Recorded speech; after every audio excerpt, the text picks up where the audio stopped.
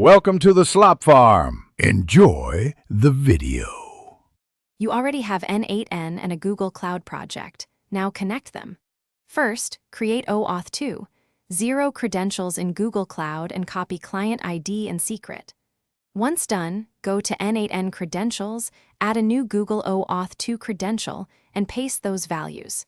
Make sure your redirect URI matches what Google expects, otherwise the flow will fail. This starts the secure authorization.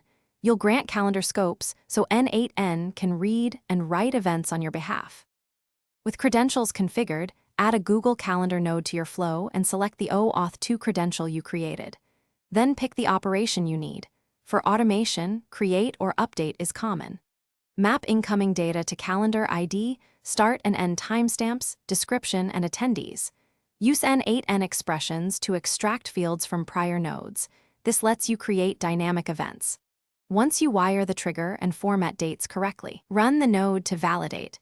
The node shows request payload and Google's response. Finish by testing the complete workflow. Trigger it, confirm the event appears in Google Calendar, and observe the node output for status codes and ID. If you see 401 or permission errors, reauthorize the credential in N8n, tokens expire or scopes may be missing. Also verify the redirect URI and OAuth scopes in Google Cloud. Mismatches are the most common cause of failures. One key tip: enable N8n workflow and credential logs so you can trace failures and replay requests quickly. Thanks for watching. Consider subscribing if we helped you today.